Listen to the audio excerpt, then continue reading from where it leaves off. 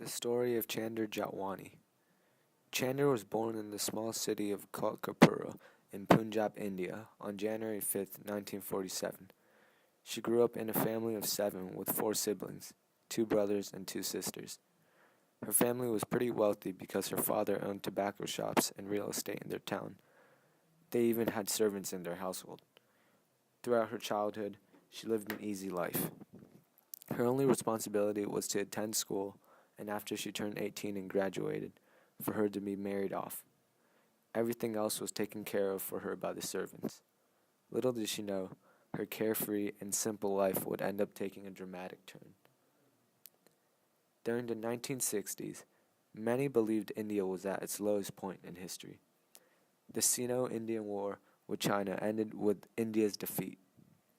This had a crippling blow on the people's trust in India's government and military. Their first Prime Minister, Jawaharlal Nehru, also died at the time, adding on to the already unsteady state of the nation. His death pushed India into despair. Lal Bahadur Shastri, the next Prime Minister in line, wasn't as capable of a leader as Nehru, and despite his best efforts, the economy also began to rapidly deteriorate. Chander's father started to lose money because of this deteriorating economy, and their family struggled to maintain their wealth. A hope her father had was for Chander to marry an extremely wealthy husband that would bring them out of their financial crisis. When Chander turned 18, her parents immediately began searching for a suitable husband. After rounds of elimination, they finally picked out the right husband, who resided in America. At the time, America was viewed as the land of opportunity and where dreams came true. Next thing she knew, she was 19 years old and on a plane ride to California. Chander's first morning in America was one of the most memorable days of her life. She wakes up in a foreign bed, looking at a ceiling she doesn't recognize. To her right is a man she barely knows and who also barely knows her, but he's a sight she has to get used to for the rest of her life.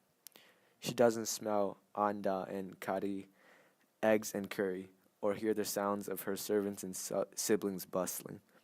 Instead, just a dead silence that makes her feel all alone in this new world. What should I do now? She thinks to herself.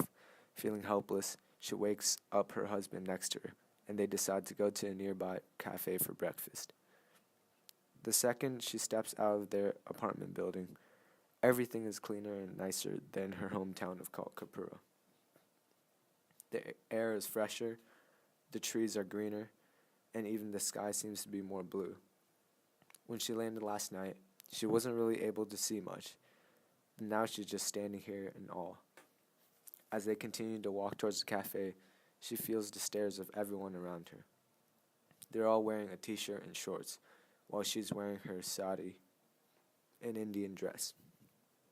Clearly an outlier in this society, she walks a bit faster. Chander immigrated here to pursue an arranged marriage and start a family in the United States. She was initially forced and reluctant to immigrate. However, after being left with no choice due to her parents' wishes, she began to see the silver lining. She was determined to create an even better life here for herself and her kids, despite facing numerous challenges and starting from zero. She worked her way up and built a foundation for her future generations of her family to thrive.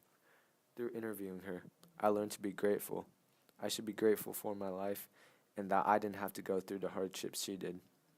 Also, I've learned that one doesn't know what one is capable of until they're pushed outside of their comfort zone. Chander was reluctant to leave India because her life was comfortable, but I asked her if she could do it all over again, would she? And she said yes, she would. The end.